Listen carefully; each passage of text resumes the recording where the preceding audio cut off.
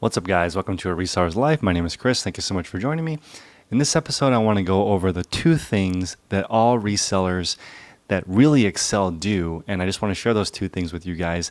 Let me know in the comment section below if you guys are fully utilizing this or not, and smash that like button, and let's get straight into it. If you can't hear me, let me know in the chat, and I'll try to adjust it as we go. Okay. The first thing that top resellers do is they have very specific focus. They have a really high intense focus on one thing at a time. My most popular concept is 10 by 10 by 10, which is 10 items that sell 10 times a day for $10 profit each. That's $1,000 net profit before tax each day. Now, the problem is you can't do more than one of these at a time. In fact, it will definitely prevent you from reaching that $100 threshold if you do it all at the same time. And I'm pretty sure almost regardless of what niche, you could figure out how to earn $100 a day in that specific category. A really common question I get is, Chris, I sell 10 different categories. Should I open 10 different stores? Of course not. That is way too, there's no way you're going to get good at any of those categories. Imagine how difficult it is to manage 10 different stores when you're not even good at one store. So you definitely want to focus on one specific category. I can't think of a better example than a Rubik's Cube. I'm very inspired by this channel called Mike Boyd, with this gentleman that learns how to do things really quickly. He learns how to do a Rubik's Cube in one day. He learns how to hold his breath for 4 minutes. And he learns by just doing it, writing down different things along the way, and then just really understanding and focusing on one thing at a time. Now, I think this is a perfect example because the way that he teaches it is called CFOP. It's a very common way of learning the Rubik's Cube. And there's probably about 10 different sequences that you need to learn. And right away, I started thinking, okay, how am I going to learn how to do this? This is like people saying, how do I resell, right? How do I figure out all of this stuff? And they end up trying to do everything at once, and it doesn't work that way. And even for me, when I tried to figure out how to do this, I was immediately thinking, okay, trying to memorize all the different steps when really you can only do one at a time. So as an example, the first step in the CFOP method is solving for a yellow daisy on the bottom. So what you're going to do is you want to get the white petals on these edge pieces, and with some practice, you can learn how to move those pieces into place and to get this pattern with the yellow in the center and the white petals on the side. And if you just do that over and over again, you're going to actually learn how to do this, but you can't do it all at the same time. And I feel the exact same way with reselling. The 4 steps with reselling are: you identify a niche. So for example, Rubik's Cubes. You find out a niche would be like toys. Then you find out what people in the toy category want. So maybe it's Rubik's Cubes. Then you figure out where the Rubik's Cubes are. You find a supplier for it. And then finally, you figure out which platform, doesn't matter which platform it is, sells Rubik's Cubes the most. And then you do that. That's how reselling works, right? And if you just focused on one of those at a time, you're going to 100% be able to do it. The problem is people try to get ahead of themselves and they don't focus purely on one category, and they end up struggling because your attention is too widespread.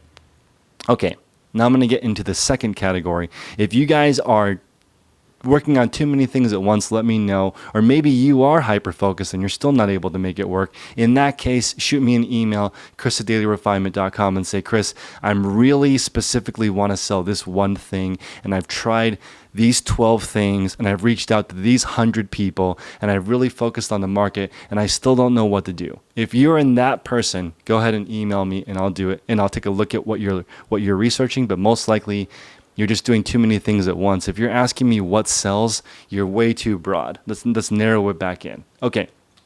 The second thing that separates people that are really good from just the average, right, is focusing on one specific customer instead of just products. So let me give you guys an example. In the last couple of weeks, I've sort of narrowed down my focus to just selling shoes, and I realized that I'm actually not specific enough Shoes is way too broad, right? There's literally 70 billion pairs of shoes probably in the world. That's really broad. I can't say that my audience is everyone and really expect to succeed. For example, I could do men's shoes, I could do dress shoes, I could do women's shoes, women's casual, women's career. I could sell shoes only for weddings. The more specific you are, the easier it is to build your store out. And let me tell you guys why this is important.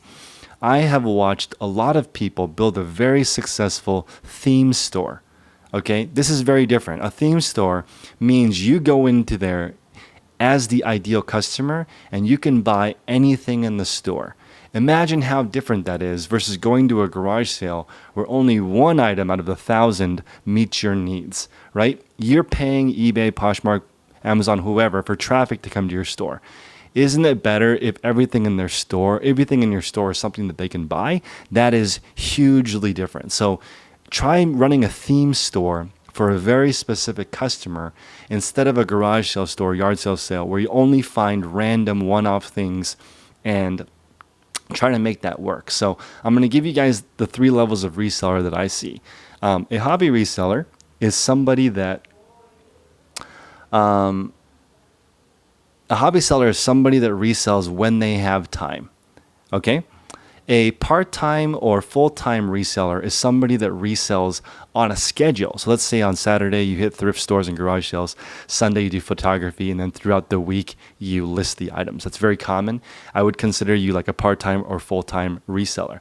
Now, if you have a schedule and your staff has a schedule and you have systems, then I consider that a business because you can sell that separately, that whole package to somebody, and they could just step into it and run it, or they can just buy the inventory, but the systems are really the difference. And I'll tell you what, if you don't have a theme, it's very, very difficult to have somebody else help you with it. If you say, what I want you to do is go to the thrift store, find whatever the most profitable thing is, bring it home, list it appropriately on the right platform, and then sell it, that's really, really, really hard. Okay, that's very difficult to train someone to do that because you're just basically expecting a full-fledged entrepreneur. But if you're like, hey, we're only buying activewear for women, go to Ross, Marshalls, Burlington, outlets, and only look for a woman between 25 and 34 years old that makes $50,000 a year or more and lives in New York, Chicago, LA, or Miami and watches these kinds of shows, then it would be really easy for that shopper to go there and find those specific items because they know who the market is. It'd be really easy to list it because you're trying to present it the same way to every single customer. It'd be really easy to come up with the name of a store. You could have it be Urban Activewear, could be the name of your store. And then you could advertise saying, we have a great selection in all the same category. Take a look at our store. We offer combined shipping. We offer sales every single week, whatever. Now it starts to make more sense. Now you're operating more as a business.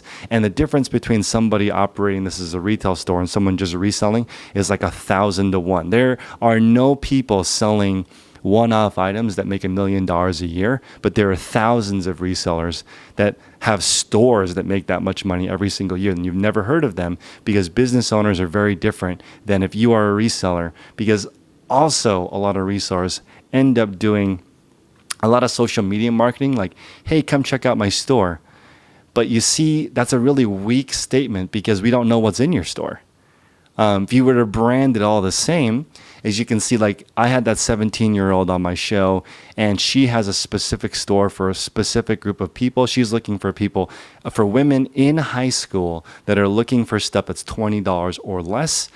And that's her demographic. So she's like, if you only have a $20 budget, you should shop at my store. You can get 1 or 2 items, and she's figuring out what styles they like, and she's actually going down to LA with her mom to get those specific styles to serve that specific demographic. Her Instagram is only that store for that demographic person.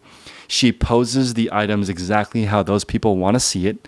She kills it. She makes like $10,000 a month, and she's still in high school, right? She just has a very specific store and a specific brand. It's really, really, really cool. So theme stores for a specific customer is going to set you apart to the next level.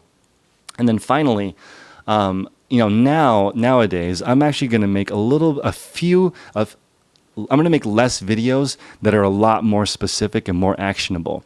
I'm seeing like, Gary Vee start to decline because most of his information is just anecdotal and like generic, right? Like you got to hustle your face off, and that's not actionable, right? What does that even mean, right? So I'm saying you don't have to you have to hustle your face off, but for like an hour in one specific thing, like I'm gonna research which activewear does well. Get onto the website and look for what's selling. That's it. That's straightforward. Then figure out what's selling. Then the next hour, be like, where is this stuff distributed? Go online, Google it, reverse search where it's coming from, figure that out, right? You're going to have to knock on every single one of those doors to figure out how you can get it. Then once you get it, you figure out how to maximize your money by listing it on multiple platforms. That's how everyone does it. One store I really like is called Gabby's Bags, GABBYBAGS. They are on 10 or 15 different websites, Walmart, Jet, eBay, Poshmark, Mercari, eBay. I mean, all of them. They're on every single website.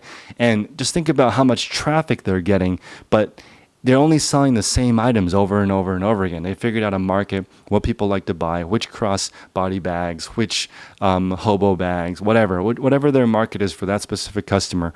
A lady can go into that store and find something that fits her because the selection is there and it's only targeting one type of customer. Okay, I'm going to answer a couple of questions and then we're going to hop off. Duncan is asking how my eBay sales are. They're about the same.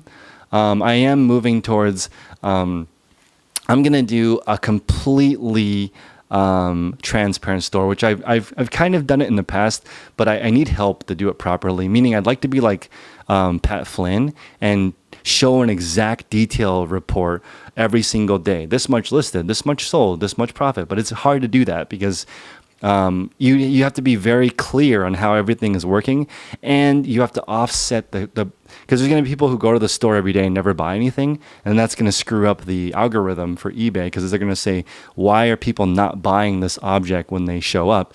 So I'm going to have to offset that with people in my audience buying stuff because they like me.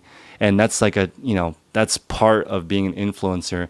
It's easier to sell products. So that's something I recommend. If you guys want to move the route of being an influencer, it can help offset the cost of trying to run a YouTube channel by having a store that sells stuff pretty easily. Everyone smash the like button if you're still here. That really helps people find us. I do have a Discord group. So if you guys want to join that, you can go to patreon.com/dailyrefinement. It's $12 for life. And I'll email you the link. Thrifty Mommy says, so true. I needed to hear this again. I profit more when focused on activewear. Now here's the thing. That's not the point. The point is not that you're focusing on activewear. Don't chase a category. Chase a person. Okay. So, like for example, men's activewear and women's activewear, totally different. Kids activewear, very different. Activewear for adults, very different. Pick one specific niche, focus on it, and you'll find different products that meet that person. And that way you're not just so reliant on activewear, because after this video, 45 people are going to run the Marshalls and sell activewear, and maybe your market is tanked. But if you're serving that specific demographic of people, you won't get stuck. What's up, Gina? What's up, Zoltan? You have a lot of yard sales. Oh, yeah. So this is the thing with yard sales. This is another hack. So definitely smash the like button, but this is really important. If you sell something specific, then suppliers actually know what to sell you. So shout out to Rally Roots. When I was looking into their wholesale information, you guys realize that people shop for Ryan and Allison, and they already know what they're looking for. They're looking for stuff that they can sell for 3 times as much. So, for example, they're selling it to Ryan and Allie for $10. They know Ryan and Allie need to be able to sell for $30 or more, or they're not going to buy it. That makes it a lot easier as a supplier to just say, call them, hey guys, I've got this new supply of this. It matches your criteria. Do you want it or not? Very easy to do business with them. If you went around to all the yard sales and handed out a card, I'm specifically looking for this category of this thing for this person. Let me know if you find it. I'll pay top dollar or market value. You're going to develop that niche. I recommend, though, if you do that, you need to find stuff that MSRP is for over $100. You don't want to be known as the used clothing person in your neighborhood, because then people are going to bring you a whole truck full of Old Navy. You don't want that. You want to be like, I sell higher end something. So when people bring you stuff, it's not a waste of your time. What's up, Kathy? Thank you. Thank you. Let's see. Um, yeah, here's the thing. I just want to be really specific. So I'm going to be making videos that are only really helpful. So that in the future, I may not be able to put out as much stuff, but I just want it to be as actionable and useful as possible. You guys don't, I mean, I'm not the right channel for motivation. I'm going to try to move away from that and be more towards like, do this today. Today, focus on one thing specifically. What's the high school girl name? You guys should email me and then I'll email you her store so you can take a look. How can you secure a deal when you're a manufacturer? Oh, this is a good question. Cody's asking, how do you secure a deal when you are nobody? You can't. You have to pretend like you're somebody or partner with somebody to get that deal. So even the great almighty Watch Me Amazon Larry, he started working at a brick and mortar store, right? So he's now doing $10 million in sales. He was working at a brick and mortar store as an employee. Okay, so you do that to get the connections. When you don't have the connections, you need to find somebody who has the credibility to get that connection. If you were a big brand, would you want to sell to some dude in their garage? Why a storage unit when using a spare room in a house is cheaper and closer? Um, that's a great question, Thomas, but it's just where real estate where I live. I tried that. I rented a home and that ended up being cheaper than a storage unit, but it was weird having somebody go there versus having somebody go to the storage unit is actually not that weird. It's the one that I have is right next to a high school, so it's like very easy to get people to go there, and it's a lot easy, way easier to say, come to my storage unit, take photographs, and list, than come to my house and work in my garage. It's just more commercial. You want to do a theme store, but you still have a death pile to sell. You should sell all your death pile in a system, like every day list 10 items, get into that habit, and then with the rest of your time, focus on building a business. So I recommend part-time reselling, sell stuff that's a good deal. The other half, work on the replenishable side. You watch Rally Roots? Yeah, they're great. Ryan and Ali are awesome. Met them a couple of times. Fantastic resellers. Competing with Plato's Closet. No, I don't want to compete with Plato's Closet because Plato's Closet's demographic is too young for me. I want an older demographic, people with more money. Ex-eBay.